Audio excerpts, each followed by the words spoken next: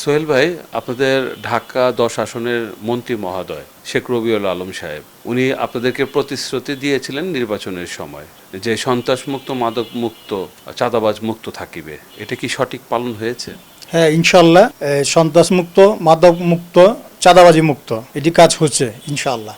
মন্ত্রী মহোদয়ের সাথে দেখা হইলে কথাবার্তি বলে, তারপরে আমাদের যে রাস্তাঘাট পরিষ্কার, এটি পরিষ্কার মানে যা যা আপনার গিয়ে বলছে এটি সবই পালনও করছে।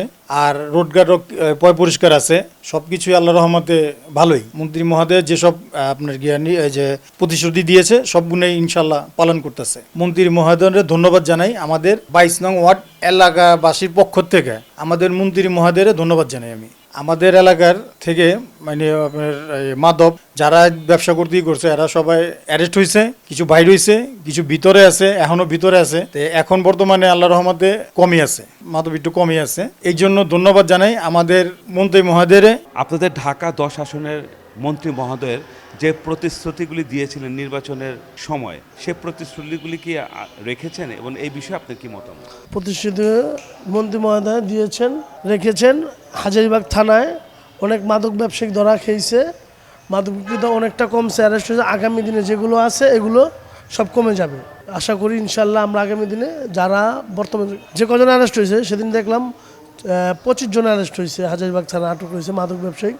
এখন সামনে যারা আছে, আগামী দিনে সামনে যারা ব্যবসায়িক যে কজন আছে তাদের বলে গেছে, ভাই আসছিল একটা প্রোগ্রামে, হাজারীবাগ গজমহলের প্রোগ্রামে বলে গেছে মাদক ব্যবসায়ী সব চিহ্নিত আছে, আগামী দিনে এদেরকেও অ্যারেস্ট করা হবে। শেখ রবিউল আলম রবি ভাইকে অসংখ্য ধন্যবাদ। ঢাকা 10 হাজারীবাগ এলাকার একটি অংশ, এই অংশের জনপ্রিয় এমপি মহোদয় শেখ রবিউল আলম, তিনি তিনটি মন্ত্রণালয়ের দায়িত্বে আছেন। শেখ রবিউল আলম একজন বিজ্ঞ বর্ষিয়ান রাজনীতিবিদ। তিনি নির্বাচনের পূর্বে হাজারীবাগের সর্বশ্রেষ্ঠ এবং ঐতিহ্যবাহী শিক্ষা প্রতিষ্ঠান সালেহা উচ্চ মাধ্যমিক বিদ্যালয়ে এসেছেন এবং এই এলাকার শিক্ষক মণ্ডলীর সঙ্গে আলোচনা করেছেন। তার সঙ্গে আলোচনা করে আমাদের খুবই ভালো লেগেছে। সালেহা স্কুল অ্যান্ড কলেজের পক্ষ থেকে সহকারী প্রধান শিক্ষক হিসাবে প্রভাতী শাখা জনাব শেখ রবিউল আলম রবি মন্ত্রী মহোদয়কে সালেহা স্কুল অ্যান্ড কলেজের পক্ষ থেকে অসংখ্য ধন্যবাদ। তিনি আমাদের এখানে এসেছেন এবং তিনি অত্যন্ত বিজ্ঞ বর্ষিয়ান রাজনীতিবিদ এবং তিনি একজন শিক্ষা সংশ্লিষ্ট ব্যক্তি এবং শিক্ষার মান উন্নয়নে তার অবদান অপরিসীম। মন্ত্রী মহোদয় অত্যন্ত সজ্জন মানুষ। উনি আমাদের এখানে নির্বাচন শুরু হওয়ার আগে একবার এসেছিলেন। কাছ থেকে যতটুকু দেখছি উনি খুবই দক্ষ এবং একজন ভালো মানুষ।